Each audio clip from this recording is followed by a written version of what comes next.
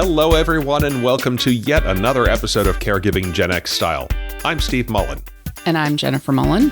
You know, after being a caregiver for a while, you may learn to have a sixth sense about things that just don't seem right.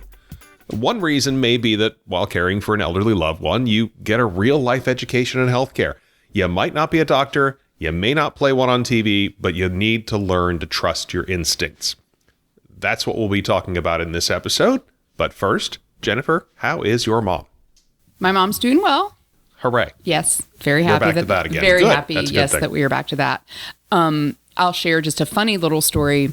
Literally just before we sat down to record this episode, I got a text from her and she said, I had such a laugh. I started looking in the refrigerator and started finding a couple of things I did not buy. So my brother, I think I've said before, my brother takes her grocery shopping. Mm-hmm. You have. And she says, turns out someone accidentally put their things in my basket.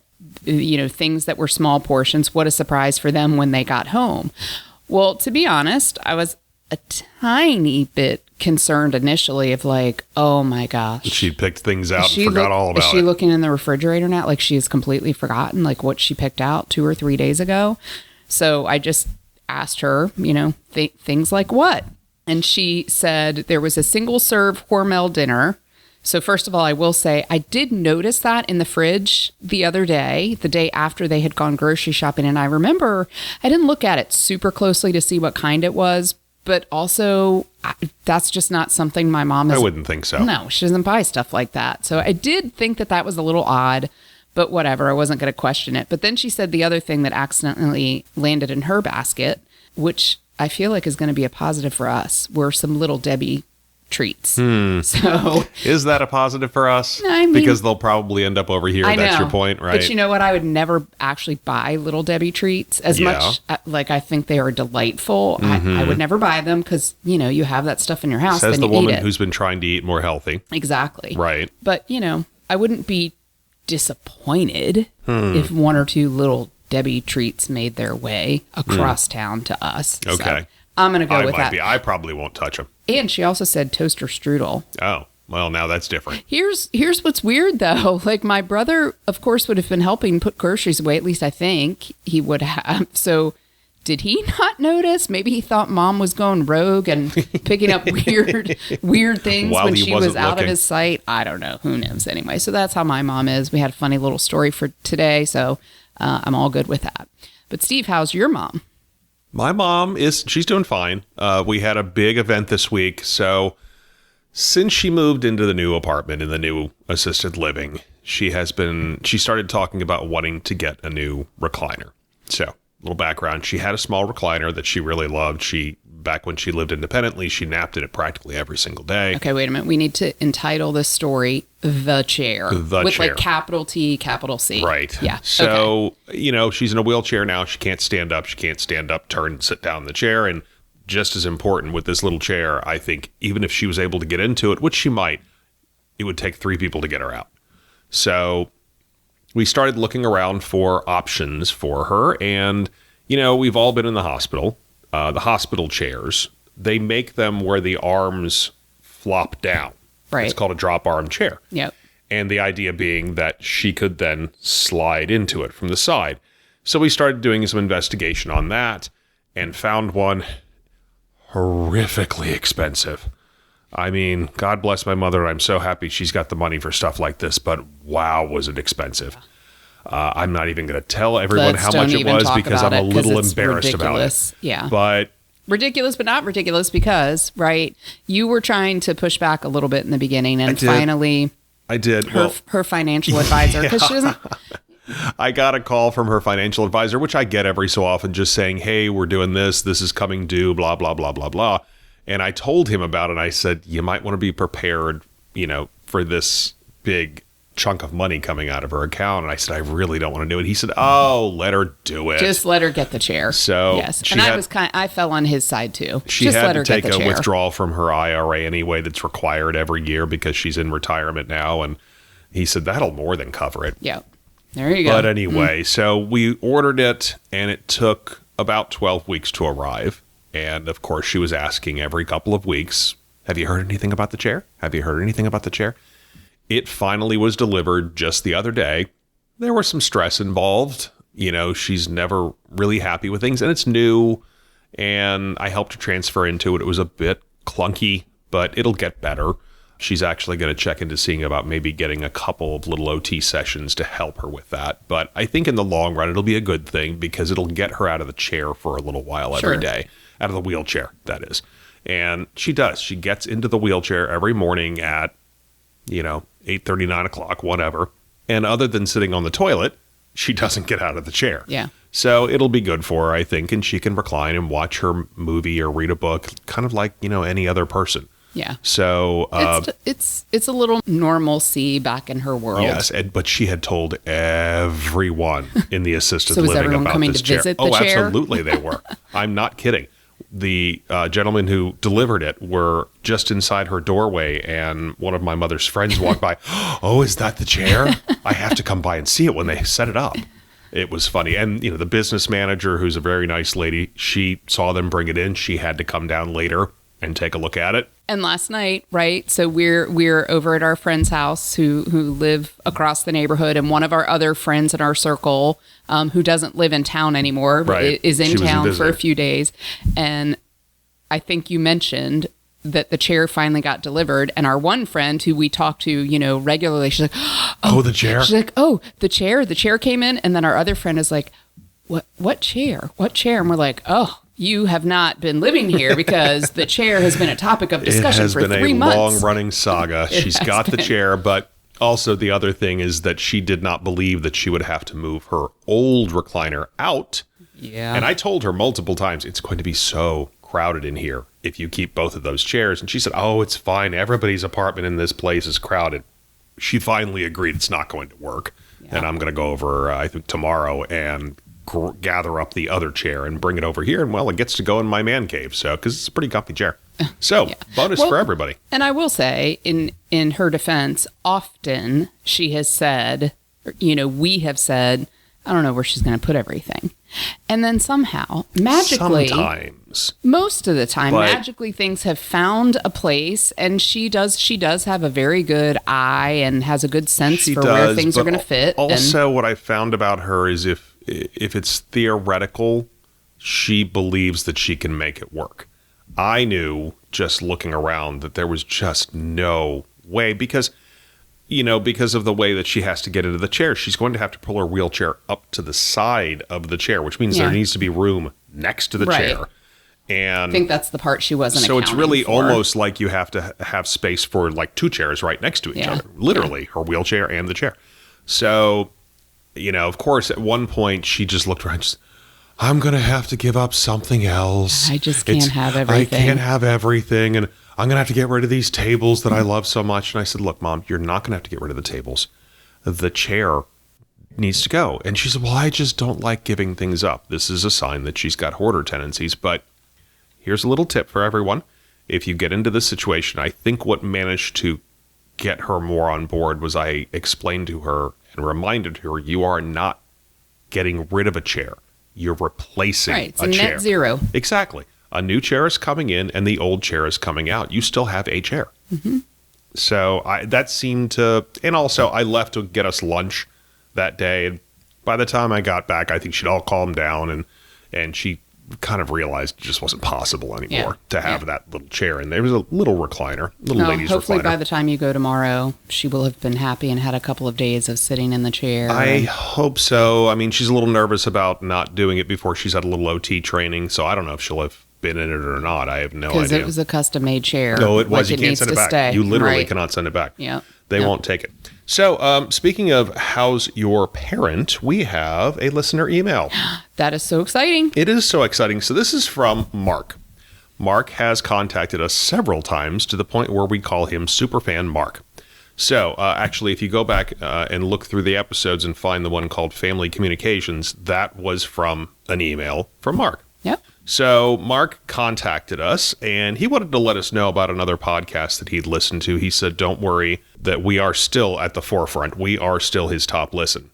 But he gave me a link to it, and I have given it a listen. He also wanted to let us know he enjoyed the episode with our daughter Hannah, which was caregiving Gen Z style. He said it was nice to get her younger perspective, and he loved hearing her comments about seeing her grandparents naked. He said prior to hearing that, he thought he was the only one. He also said Jennifer is brilliant.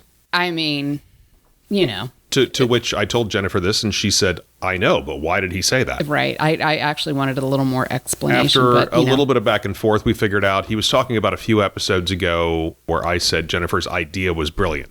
And she said, I'm not brilliant. Yeah. I said, your idea is brilliant.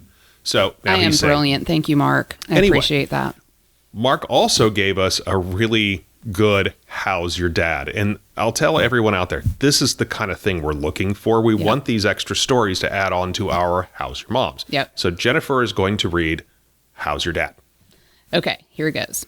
So my mom and dad still live on the family farm. My dad still tries to do all the things he did in his 40s. He has a catheter and gets around with a walker. A few weeks ago, he decided to go down to the barn and drive the bulldozer. Mm-hmm. He got there, got up onto the bulldozer, which was quite a feat for him. It's about 2 feet high. Then he decided to come back down, only he couldn't reach the ground with his feet, and he fell off the track onto the concrete. His catheter bag was still up on the bulldozer platform and him on the ground. He wasn't injured, but spent a couple of hours trying to get up. I'm picturing a turtle here. Yeah, right? On his back, couldn't get up. I mean, a couple of hours. I know. Finally, he decided to push his medical alert button. Oh, right. I have a button. And have the paramedics come. I mean, he clearly was determined if he was going to wait a couple of hours. Either that or he forgot he had the button. Maybe. One or the other. Yeah. So the button, of course, also calls us. I was at work, but my wife went to assist. She arrived just ahead of the ambulance, found him in the barn, and directed the paramedics to him. They asked, "So, were you trying to drive the bulldozer?" Yep, he says. They quickly glance at my wife, who had no explanations. They got him up, and he was fine. They walked alongside him as he pushed his walker back to the house. I thought you would like this very true story. And here's the best part. He signed it, Superfan Mark. I love that. I love that you actually have taken on. He's embraced it. You've leaned into that persona, Mark. So I really appreciate that, Superfan Mark. But man, I definitely can relate. I mean, not my mom trying to get up on a bulldozer. Yeah, we don't have one. Yeah. Right. But stuff like that though. And I get it. Our parents, they oftentimes in their heads are still, younger. Right. That, and I mean, I feel that way. In my head, I'm me like too. 25 or 30. Yeah, me too. I look in the mirror, I'm like, holy cow, what happened? Yeesh. But, well, Mark, we're very glad that your dad is okay. Yes, we absolutely are. I'm glad that concrete fall, I mean, that could have broken something easily. Yeah. And I love this really, it did jump out at me too. You were at work, your wife was able to get there. It sounds very much like you and your wife have a situation like Steve and I do, which is, when the call comes in, it might be my mom, but that doesn't mean that, Steve isn't the one who's going to the rescue for the day. And I've picked her up off the floor a couple of times by myself. Plenty of times. Yes. So moving on to the episode, as we said in the intro, quite a while ago, actually, this episode is all about trusting your instincts. We have 2 stories with some lessons, one from a few years back and one from fairly recently. The first one, I'll start. I received a call one fateful day from one of the CNAs at my mother's assisted living. Now, this is the old assisted living, not that that matters, but not where she lives now. But actually, I'm going to slam them a little bit. So it is the old one. The CNA said the building's nurse practitioner believed that my mother had had a stroke. They called the ambulance to take her to the hospital. My mother refused to go. I asked some questions, but it was really clear the CNA didn't know a whole heck of a lot. She did say, and this is key, that my mother seemed oriented. Right. So you had a quick moment, basically, to make a decision. And that's moment a pretty of panic and, oh my God, what am I going to do? Right. It's a pretty terrifying call. Like, we think your mom might be having a stroke. Yeah. So that's a pretty terrifying call. So, the question is, what do you do in that instance? You had to decide, did you force your mother onto the ambulance at this point? Which I have had to do before. Right. Yes. But in this particular instance, now she's awake, she's oriented, she doesn't want to go on the ambulance. So do you force her to do that? Or do you, over the phone, like you don't have your eyeballs on her, do you say, it's fine, you can send the paramedics away? So I think you were probably a little bit afraid to do this, but ultimately you chose the latter simply because you didn't think it was right. If she was oriented, she still has the right to make her own decisions. Right. And I didn't even have her on the phone at that point. Right. Because the CNA called me from the front desk and her apartment was down the hall. And so I didn't really know what was going on, but I just had this feeling in my head that it wasn't what they thought it was. Yeah. And so I got in the car and went very, very fast over there. And this was... The old assisted living was closer, and that was a really nice thing. The new one's about 10 minutes further away. But I got over there pretty quickly and raced down to her apartment. And, she's sitting in her chair, and she seems okay. She's nervous. She's anxious. But other than that, she's fine. I quizzed her. I gave her a quick, cognitive test. What day is it? What year is it? Who was with you earlier today? What were you doing today? That kind of thing. She passed every single test. Right. So I think shortly after you got there, the healthcare director comes into the apartment, right? And you get this is not the healthcare director that tried to toss her out on the street, by the way. It was a previous one, because there were so many. Yes, there were. But it sounded like, ultimately, I think what we figured out was the nurse practitioner had come into your mom's apartment to check on a small health issue, found her in her wheelchair with her head leaning all the way back. Right? And she didn't respond right away to the nurse practitioner. She said, Mrs. Mullen. My mother didn't respond. Right. So she called 911, which, part of me can't completely blame her for that. I don't. But here's why.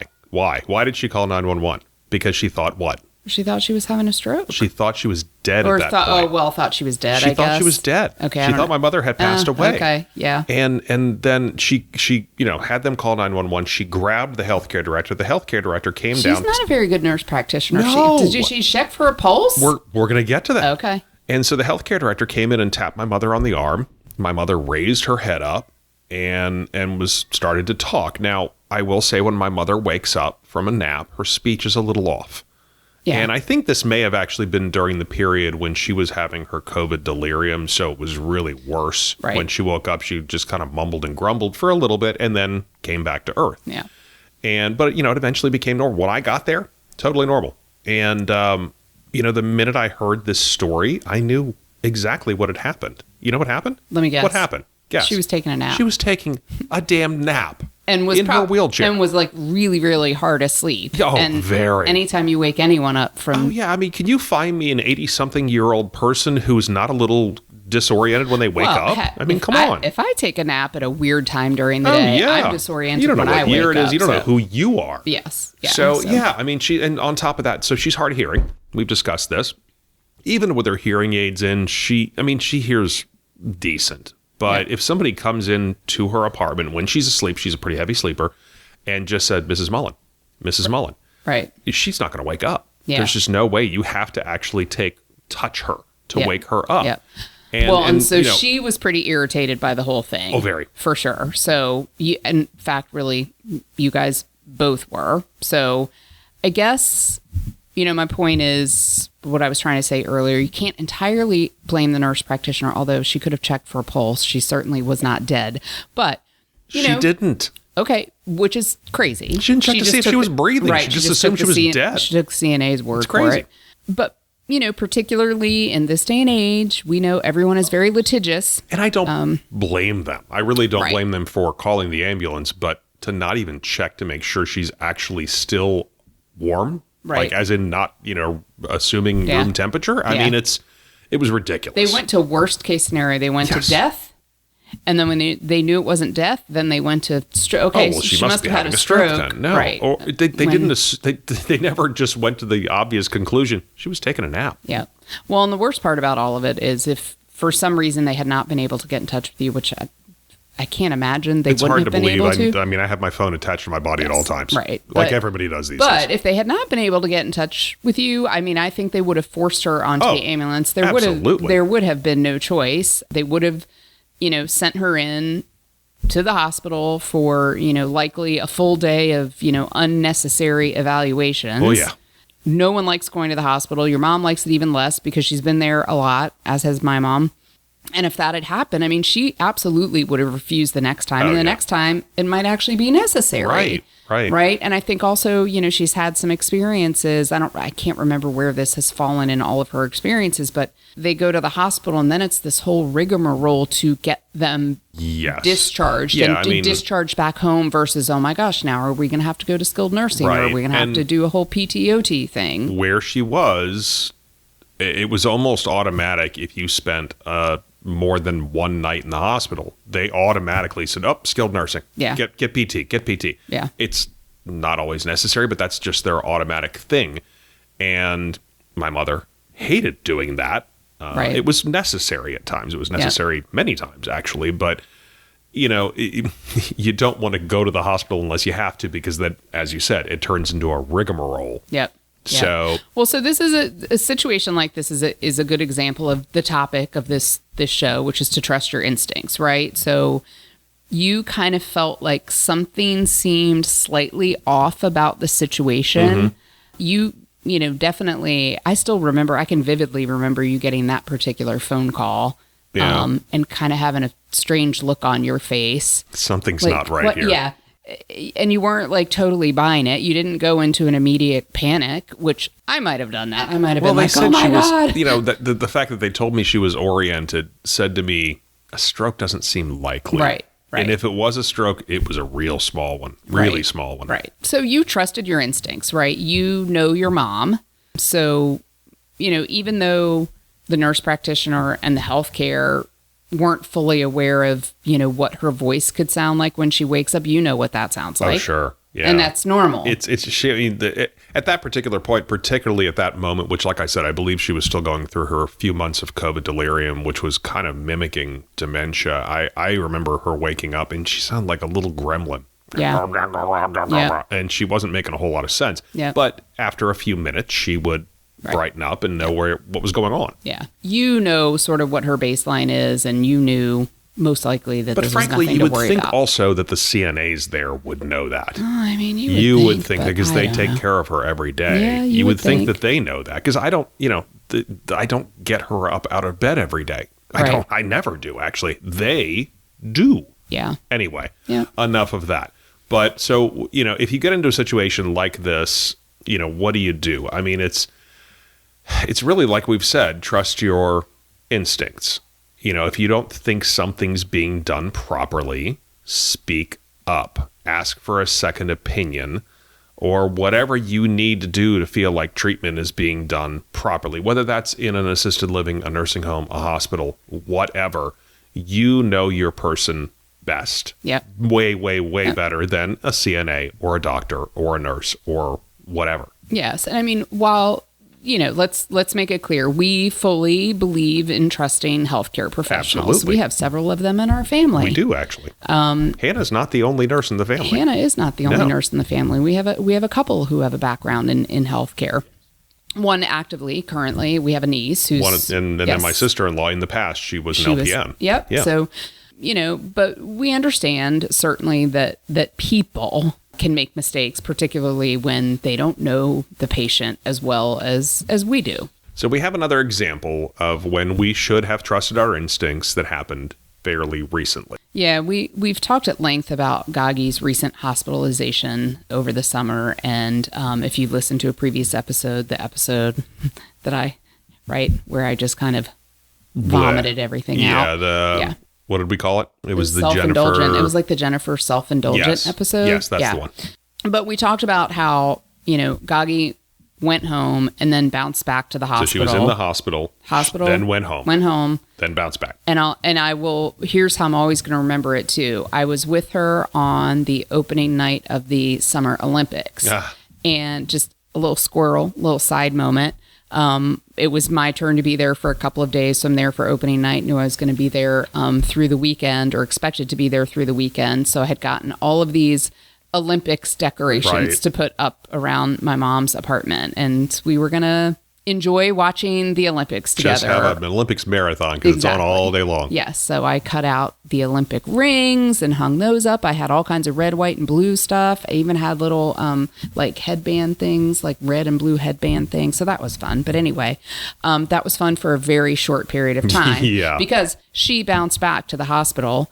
Probably, hindsight is 2020. I remember my brother and I sitting in her hospital room, so initial stay, and there was a lot of back and forth. Does she go home? Should she go to a skilled nursing facility? Much like we've said about your mom, my mom's had experiences there, and she was doing everything she could. Well, your mother's were worse than mine even. Well, I mean, she went to a place that I have never once heard a good thing about. Her experience was so horrifying, and it was a couple of years ago, but she still has PTSD. Well, as a matter of fact, speaking of squirrels, yeah, I recently was talking to a woman and her sister who were touring my mother's current assisted living, and they were looking for an assisted living facility for the one woman's mother, the other woman's aunt.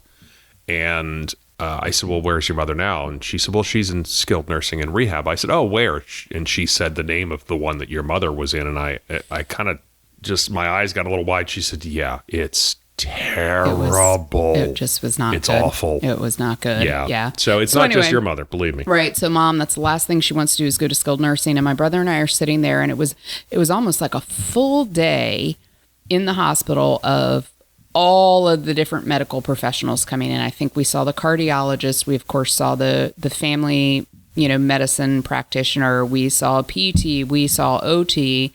And he and I were trying to balance all day long.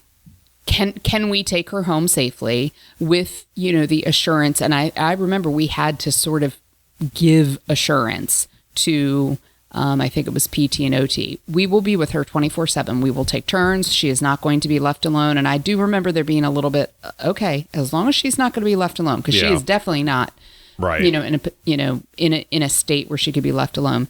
So, we took her home, and we took her home. I think she was home for 3.5 days, maybe 4 days. I think 3.5, 3 to 3.5. Yeah, it wasn't all that long, really. And it was, the first couple of days were not terrible, and those were my brother's days. I mean, she still was not great.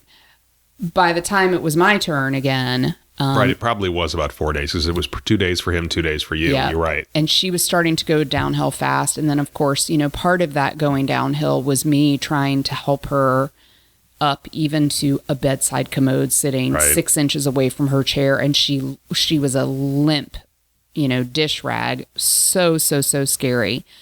But anyway, not to digress down that path again, but it was a little bit. If you need to hear the story, go back and listen to the other episode. I believe we called it Goggy's Bad Summer. Yeah, but we just so wanted to get her home, and we were, we felt like we were going to be able to care for her. And I think the final decision on it was, and I understand this because I've had the same thought with my mother, is if they can get back in their own environment and sleep well. And that's so important, because you don't sleep in the hospital. You don't sleep in the snurf, whatever. And you're better off sleeping in your own environment, but. That was 100%. My brother and I were talking about it, and we're like, if she could just get a couple of good nights sleep, she will get stronger, and then be able to move around, and we will slow. Yeah, of course, the piece we didn't know was that she had developed pneumonia, and but at the time we made the decision, we had to trust our instinct. We were gathering all of the information that we could gather. We were trying to make the best decision that we could make. I won't lie, some of it was just, he and I just like, oh my God, we don't want to go through the whole sniff thing again either. We know she doesn't want to. And it was a horrifying thought to potentially send her back to a sniff, even though we knew she would go to a different place this time without a doubt. But in the end, we followed an instinct, and, hindsight's 2020. Like we said, it became obvious within a couple of days that probably it would have been better had we sent her somewhere to have a little bit of rehab. But we didn't know she was going to get pneumonia. We didn't know, but I think what the lesson on all of this was, you were not sure, home or snurf, by the way, and if, for those of you who are listening for the first time, the SNF is a skilled nursing facility. We call it a SNRF because my mother insists on making sure that we say skilled nursing and rehab because that's what she's only there for, is the rehab portion of it. But if there's any thought that maybe they should go to a SNRF, the one thing I've learned with my mother, the answer may be that you need to go to a SNRF. Yeah. Yeah. And I if you go back a ways, I've told a story from back in the spring. My mother, I managed to talk the healthcare director into letting her come back when we weren't really sure. Come back to the assisted living facility. We weren't really sure. I thought that she could do it. I thought she could, just get some good sleep and she'll be fine. It was the same situation. And as it turns out, she was weak. Yeah. And couldn't do all of the things that she did previously, which is what the assisted living facility required. Yeah. Yeah. And so, I really think these days I kind of go by, if there's any question, they probably ought to go to a SNF. But here is what happened that day, though. So this is why, again, you do have to trust your instincts, but there can be challenges that maybe make you lose a tiny bit of trust in your instincts, which is that day, I was on hospital shift that morning. My brother was coming the second half of the day. This was the day where they start talking about discharging her. That morning, one of the patient care techs, and I were helping mom to the bathroom, and it was scary. It was not good. It did not go well. And I left the room after that and called my brother and said, I know we were thinking she was going to get discharged today, but we've just had this horrible experience. Like, I do not think she can go home. And I remember him being a little surprised, but saying, okay, like, I hear you. Let me come and we'll get things figured out.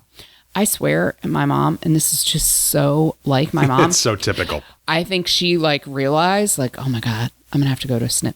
She rallied nobody's business, and then she performed. She performed like a circus monkey for everybody else who came in the room that day, and it was amazing. And I remember PT and OT were like, well, as long as she's got some help at everything's home. Fine. Oh my God! Yeah, she totally. It's funny you say circus pulled monkey. The wool over our eyes on that one. Oh, she did. It's funny you should say that because my mother, there have been situations where she had to be evaluated for something, whether it was coming back to the ALF or whether it was something this, that, whatever. And she says, well, am I going to have to do a dog and pony show and stand on my head for these people? Yep. And, the answer is sometimes, well, yeah, actually you do. Yes. Yeah. In the end, I think what we're saying is you trust your instincts, but if you have even a tiny niggling little doubt in your head, it's probably better to err. That doubt is there for a reason. Err on the side of caution. And the big thing that you need to remember is that, you need to gather all the information. Yep. And, unless you're in a situation where you can bring in CNAs or techs or something into their home, you're the one that has to do it. You're the one that's going to have to be there to do all of the things that need to be done. Yep. And if you have any thought in your mind that you can't do those things, trust your instincts. We're not CNAs. Yep. We're not techs. We're not trained PT people. And I remember you saying during that whole time, that those couple of days, I'm not a PT professional. Yeah. I'm not a physical therapist. Yeah. We're both PR people. We're not PT people. Right. So, and if you're just not sure you can take care of them, maybe it's best to err on the side of caution. I just had this thought go through my head. I don't know if this is a good analogy, but you know how when you were studying for the SATs in high school and they would say just trust your instinct, go with your gut and go with the first answer because chances are that is the right answer. Well, the answer is always B. Well, yeah, it's never A or D. It's always B. Yeah. That's true. All right, so that's our episode, and I hope you got something out of it. We'd like to thank Mark for his email. Mark. Superfan Mark. Superfan, capitalized.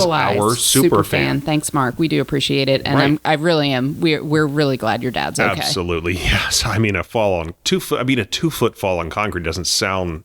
2 feet doesn't sound like that much, but I'm going to assume he's probably in his 80s. Yeah, that's a lot. Yep. And he. The fine. I kind of chuckled at it. I shouldn't chuckle at it, but he left his catheter bag behind.